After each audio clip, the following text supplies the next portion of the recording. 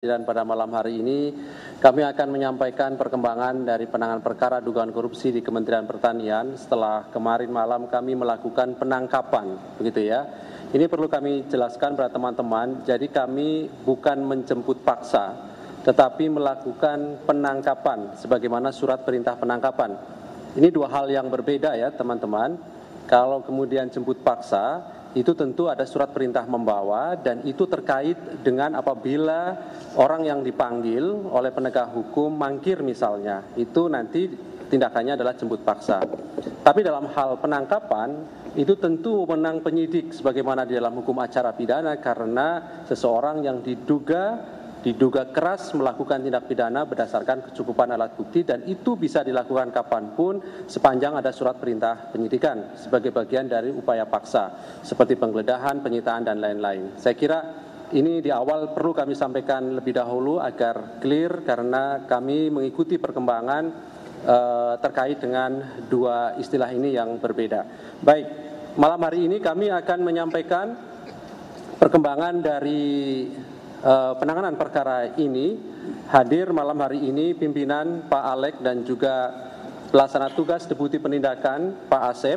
Nanti akan dibacakan beberapa poin-poin terkait dengan perkembangan penanganan perkara dimaksud yang kemarin kami juga telah mengumumkan secara resmi 3 orang tersangka. Setelahnya seperti biasa kami beri kesempatan kepada teman-teman untuk bertanya lebih lanjut. Dan kita fokuskan lebih dahulu pertanyaan dari teman-teman semuanya terkait dengan penanganan perkara dugaan korupsi di Kementerian Pertanian ini.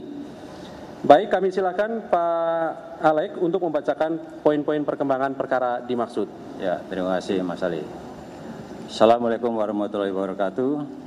Shalom, selamat malam, salam sejahtera untuk kita semuanya. Yang saya hormati teman-teman wartawan, malam ini saya ingin menyampaikan perkembangan terkait dengan penanganan dugaan tindak pidana korupsi yang bersama-sama dilakukan dengan menyalahgunakan kekuasaan dengan memaksa memberikan sesuatu untuk proses lelang jabatan, termasuk ikut serta dalam pengadaan barang dan jasa disertai penerimaan gratifikasi di lingkungan Kementerian Pertanian Republik Indonesia. KPK sebelumnya telah menyampaikan kepada publik terkait dengan 3 orang yang ditetapkan dan diumumkan dengan status sebagai tersangka, yaitu yang pertama SJL, ini Menteri Pertanian Republik Indonesia periode 2019 sampai dengan 2024. Yang kedua KS, ini Sekretaris Jenderal Kementerian Pertanian Republik Indonesia yang kemarin penahanannya sudah diumumkan. Dan yang ketiga adalah MH, yaitu Direktur Alat dan Mesin Pertanian Direktorat Jenderal Prasarana dan Sarana Pertanian Kementerian Pertanian Republik Indonesia. Adapun konstruksi perkaranya diduga telah terjadi peristiwa sebagai berikut. SJL ini menjabat Menteri Pertanian RI untuk periode 2019 sampai dengan 2024 di Kementerian Pertanian Republik Indonesia. Selanjutnya dalam periode kepemimpinan SJL selaku Menteri Pertanian, KS diangkat dan dilantik selaku Sekretaris Jenderal Kementerian Pertanian, dan MH juga diangkat dan dilantik selaku Direktur Alat dan Mesin pada Direktorat Jenderal Prasarana dan Sarana Pertanian Kementerian Pertanian. Dengan jabatannya tersebut, SJL kemudian membuat kebijakan personal yang diantaranya melakukan pungutan hingga menerima setoran dari ASN internal Kementan untuk memenuhi kebutuhan pribadi termasuk keluarga. Intinya, kurun waktu kebijakan SJL untuk memungut hingga menerima setoran tersebut berlangsung dari tahun 2020 sampai dengan tahun 2023. SJL menginstruksikan dengan menugaskan KS dan MH melakukan penarikan sejumlah uang dari unit eselon 1 dan eselon 2 dalam bentuk penyerahan tunai, transfer rekening bank hingga pemberian dalam bentuk barang maupun jasa. Terdapat bentuk paksaan dari SJL terhadap para ASN di Kementerian Pertanian, diantaranya dengan dimutasi ke unit kerja lain hingga dialihkan status jabatannya menjadi fungsional. KS dan MH selalu aktif menyampaikan perintah SJL dimaksud dalam setiap forum pertemuan baik formal maupun informal di lingkungan Kementerian Pertanian.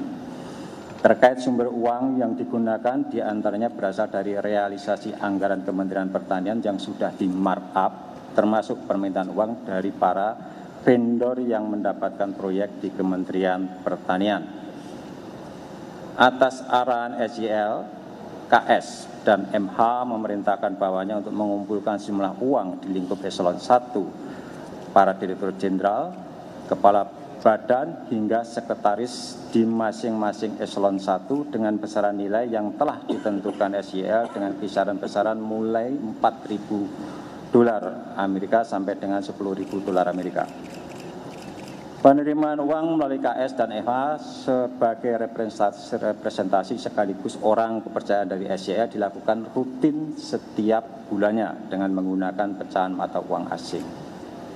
Penggunaan uang oleh SYL yang juga diketahui KS dan MH antara lain untuk pembayaran cicilan kartu kredit, cicilan pembelian mobil Alphard milik SYL, perbaikan rumah pribadi, tiket pesawat bagi keluarga, hingga pengobatan dan perawatan wajah bagi keluarga yang nilainya mencapai miliaran rupiah. Uang yang dinikmati SYL bersama-sama dengan KS dan MH sebagai bukti permulaan sejumlah sekitar 13,9 miliar rupiah. Dan penelusuran lebih lanjut masih terus dilakukan oleh tim penyidik. Terdapat penggunaan uang lain oleh SYL bersama-sama dengan KS dan MH serta sejumlah pejabat di Kementerian Pertanian untuk ibadah umroh di Tanah Suci dengan nilai miliaran rupiah. Selain itu ditemukan juga aliran penggunaan uang sebagaimana perintah SYL yang ditujukan untuk kepentingan Partai Nasdem dengan nilai miliaran rupiah. Penerimaan-penerimaan lainnya dalam bentuk gratifikasi yang diterima SYL bersama KS dan MH juga masih terus dilakukan penelusuran dan pendalaman oleh tim penyidik. Untuk kepentingan proses penyidikan lebih lanjut, tim penyidik melakukan penahanan terhadap tersangka SYL dan tersangka MH terhitung mulai hari ini masing-masing 20 hari kerja mulai tanggal 13 Oktober 2023 sampai dengan tanggal 1 November tahun 2023 di rutan KPK. Para tersangka disangkakan melanggar pasal 12 huruf E. Ini ureannya apa itu bunyi dari isi dari pasal 12E, saya bacakan. Pegawai negeri atau penyelenggara negara yang dengan maksud menguntungkan diri sendiri atau orang lain secara melawan hukum atau dengan menyalahgunakan kekuasaannya memaksa seseorang memberikan sesuatu, membayar atau menerima pembayaran dengan potongan atau untuk mengerjakan sesuatu bagi dirinya sendiri. Itu isi dari pasal 12 huruf E. Dan pasal 12 huruf B besar, ini terkait dengan gratifikasi, Undang-Undang Republik Indonesia Nomor 31 Tahun 1999 tentang pemberantasan tindak pidana korupsi sebagaimana telah diubah dengan Undang-Undang Nomor 20 Tahun 2001 tentang perubahan atas Undang-Undang Republik Indonesia Nomor 31 Tahun 1999 tentang pemberantasan tindak pidana korupsi junto pasal 55 ayat 1 ke 1 KUHP. Sedangkan tersangka SYL turut pula disangkakan melanggar pasal 3 dan atau pasal 4 Undang-Undang Nomor 8 Tahun 2010 tentang tindak pidana pencucian uang. Demikian saya sampaikan atas nama pimpinan Komisi Pemberantasan Korupsi. Terima kasih.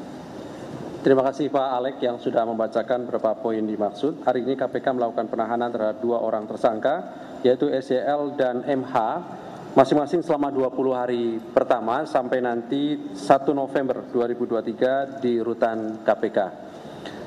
Kami silakan 3 orang penanya, silakan. Ada yang di sebelah kanan? Ya ada ya, baik kalau gitu, oke.